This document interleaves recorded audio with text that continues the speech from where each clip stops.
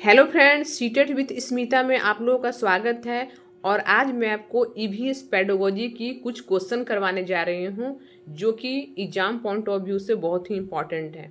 और आज का हमारा जो क्वेश्चन है वो है ईवीएस सीखने की प्रक्रिया में निम्नलिखित में से कौन सा सबसे प्रमुख माध्यम बनना चाहिए। हमारे ऑप्शन हैं शिक्षक, छात्र, पर्यावरण, माता पिता। तो इसका आंसर होगा ऑप्शन नंबर 3, पर्यावरण।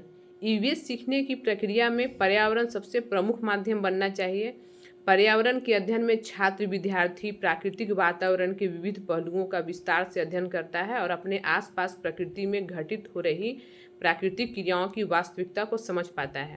तो यह वातावरण के विषय में विद्यार्थियों की समस्त जिज्ञासाओं का समाधान करता है। पर्यावरण के अध्ययन के माध्यम से ही व्यक्ति, बच्चा जो भी हो, प्राकृतिक, सामाजिक और सांस्कृतिक वातावरण के साथ घनिष्ठता के साथ जुड़कर उनके साथ सामरस्य बिठाता है। इसके अंतर्गत अजैव और जैव दोनों प्रकार के घटकों का अध्ययन किया जाता है। पर्यावरण में जलमंडल, वायुमंडल और स्थलमंडल में घटित होने वाली क्रियाओं का अध्ययन शामिल होता है।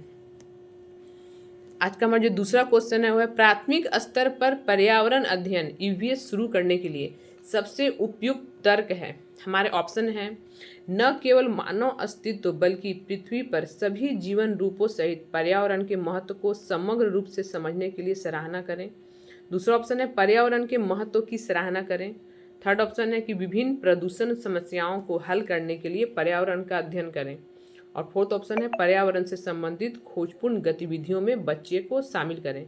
तो इसका जो सर्वश्रेष्ठ आंसर होगा वो है न केवल मानव अस्तित्व बल्कि पृथ्वी पर सभी जीवन रूपों सहित पर्यावरण के महत्व को समग्र रूप से समझने के लिए सराहना करें। तो चलिए व्याख्या देख लेते हैं इसका कि प्राथमिक स्तर पर पर्यावरण अध्ययन शुरू करने के लिए सबसे उपयुक्त तर्क है कि न केवल मानव अस्तित्व बल्कि पृथ्वी पर सभी जीवन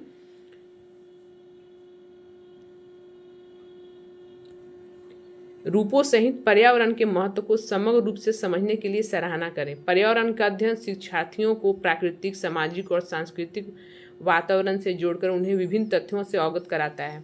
पर्यावरण के अध्ययन के द्वारा मानव बच्चों में पर्यावरणीय, सामाजिक और सांस्कृतिक मुद्दों के प्रति जागरूकता बढ़ती है। पर्यावरण अध्ययन की विषय वस्तु बाल केंद्रित होनी चाहिए ताकि बच्चे में स्वयं का मूल्यांकन करने और प्रकृति से जुड़े मुद्दों के प्रति एक सकारात्मक और रचनात्मक दृष्टिकोण का विकास हो सके। पर्यावरण अध्ययन बच्चों में अधिगम सीखने की प्रक्रिया को सुगम बनाता है।